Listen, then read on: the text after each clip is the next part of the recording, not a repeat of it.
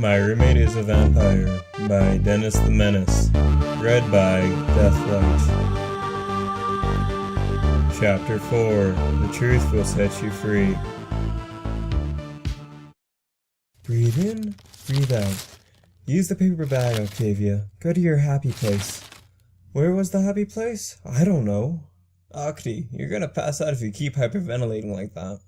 Who's hyperventilating? I'm not hyperventilating. You're just suggesting I am, because I'm not. I'm not! I shrieked. I don't see what's the big deal. Your mom just wants to take you to dinner. But it's not only my mother, Vinyl, I cried. It's her and father, and they want you there as well. Oh, sweet. Where are we going? Are they gonna have hay fries there? I slammed my head down on the table with a painful thud and an ow, groaning miserably. Remain calm. Everything will be fine. Everything will be fine. Just fine. You just have to make it through dinner with Mom and Vinyl Scratch, sitting together at the same table. You can do this. But what if I can't? You can. Keep calm and canter on. You just have to keep it together. Keep it together. How does she know we moved in together? I grabbed my face with my hooves and whispered harshly, Mother knows everything. Don't you worry your pretty little head, Vinyl said, patting me on the head in a patronizing manner. Your Auntie Vinyl Scratch got this all taken care of. She didn't understand, did she, what it meant? Of course she didn't. I wouldn't expect her to, no more than I'd expect anything from her. I had no right to, and to think everything had started out so simple, black and white, light and dark. Somewhere down the road, that line that I had been walking went blurry. Suddenly things weren't as clear as they seemed. The colors started to run together, like some fool's chalk art on the Manhattan sidewalk being washed away by the rain. Smudged and grayed. There was no easy answer, ever, especially for this. I had to make a choice, to commit to her. Oh, my head hurt. There's too many things to think about. Triangulate, prioritize. The vampire issue is the last thing on my mind right now. The dinner, Nightmare Night, was in a few days, not that I particularly cared.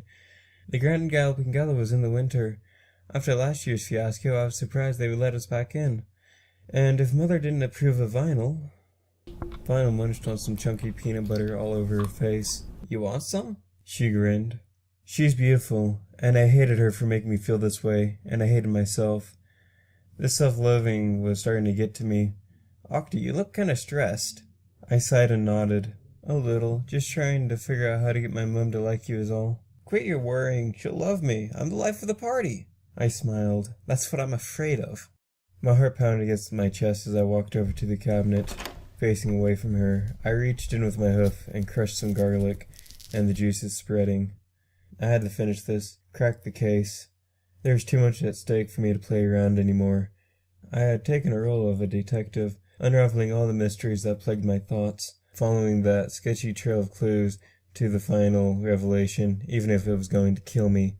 I had to know now before I went any further with this. Vinyl? Yeah? I struggled to form the words in my mouth. I closed my eyes. The other day, when you said you had to run an errand? My voice was slow, deliberate, velvety. Vinyl ventured cautiously. Yeah? So what? You lied to me, didn't you? Silence now.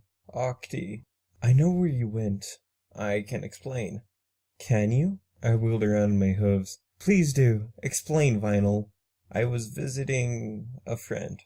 Liar, I snapped. The Kennelot Hematology branch. What were you doing there? You've been spying on me. It wasn't a question. Fine, I'll tell you. My heart raced even faster. I was wrong. Thanks, Celestia. I was being so stupid. There was a completely reasonable, rational explanation behind all this, and now I was going to solve the riddle that was tormenting my mind. I was getting results for a blood test, that's all. Why, are you ill? She sighed and bit her upper lip, and finally said, I'm an albino. You're a what? An albino. She muttered, her head casted down. I can't go out in the sun because my eyes are sensitive and my coat sunburns easily. The way she made it sound, it was like a condition to be ashamed of. At least that explained to her strange wardrobe and the sunglasses. And what about garlic? I asked quickly. Move moved over one of the kitchen drawers and pulled it open slightly, searching for a certain silver implement. What? Garlic, you won't eat any of my pasta. Octi, I just really hate garlic. Is that so hard to believe? She spluttered. What's the third degree anyways? Vinyl, you don't look so good. I reached towards her, my hoof dripping with garlic juice, watching her shift back, startled. Are you sick? No. I pressed my hoof against her head, watching her wince in pain. Your temperature seems normal, I lied. So you're telling me all this security just to hide the fact, I groaned, that you're hiding a skin condition? I wasn't prepared for this. I hadn't taken any precautions. I was just being me, my impulsive self, ready to jump to conclusions. I guess. You should have told me, Vinyl frowned. Sorry, I didn't know it meant so much to you. So that was it, wasn't it? All wrapped up nice and neat with a nice little bow on top. It was perfect. Too perfect. I snorted and began to laugh. What? I laughed a little more, wiping an imaginary tear from my eye. Can you imagine all this time I thought you were a vampire? Her jaw dropped, and even then she began to laugh. But it wasn't the kind of laugh you would injure yourself by laughing too hard. It was the kind of laugh you had something to hide, a nervous laugh, the kind where you laugh at the ridiculousness of it all, and amazed that you had gotten through unscathed. That's real funny, Octi. I told you were reading too much into those vampire novels. I narrowed my eyes.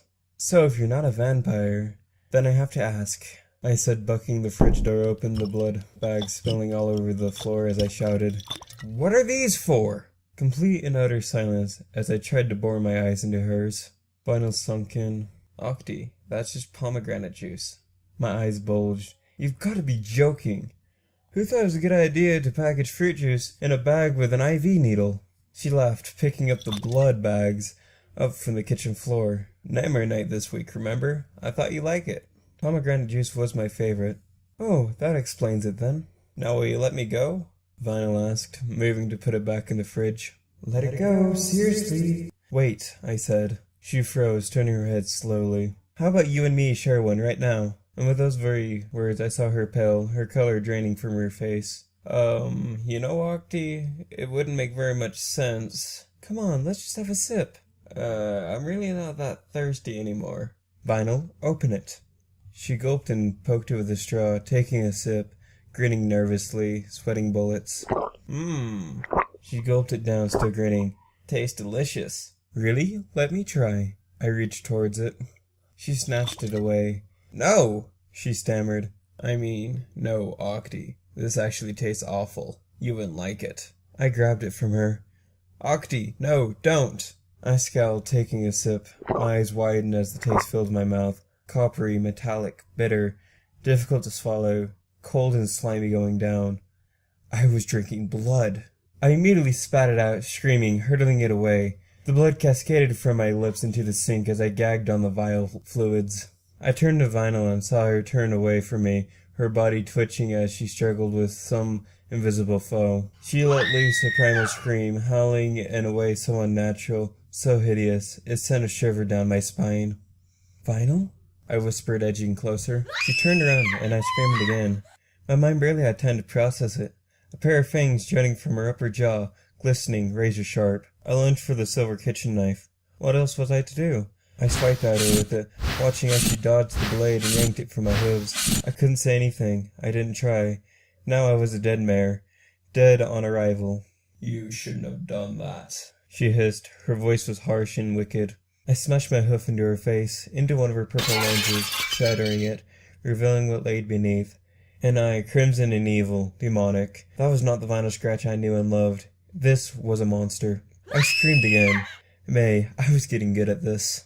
I know nothing of angels, but this fear gave ponies wings. I ran as fast as I could down the hall, and darted in my room, tripping over my vanity and breaking the mirror. I hissed in pain, feeling the shard cut into my hoof. I locked the door and scrambled underneath my bed. I could hear nothing but the sound of my own breathing that I kept trying to stop. My heart racing, my eyes darted with fear. I was cold now, my body was shaking. The sound of hooves on the carpet grew louder and louder. Where are you, Octi? The way her fanged mouth twisted my affectionate nickname, I couldn't help but cry some more. You know I'll find you. She was the hunter, I was the hunted. Predator prey. She was sniffing me out. I can smell you, the vampire cooed. My bedroom door flew open, flying off its hinges. I mouthed a scream and closed my eyes. I quivered underneath my bed, tears streaming down my face, as I tried to stifle my sobs by biting down on my hoof. Opening my eyes, I can see her hoofs walking around, dangerously close. She moved over to my closet and tore it open with unimaginable strength. My whimpers grew and grew as my ears flattened, trying to block out, trying to hide. I watched her hooves disappear from my room. A second passed, a minute, what felt like hours. The breath I had been holding was let out as I sighed in relief. As I shifted my hooves, I felt something grab onto my rear legs. I tugged, struggled, before I was yanked out from underneath my bed. Boo. With one last breath, a blood-curdling scream ripped out of my throat. The last one as I gazed up at the vampire. A pair of crimson glowing eyes gazed down upon me, a pair of glinting fangs in her mouth. Wet with saliva, she licked her lips.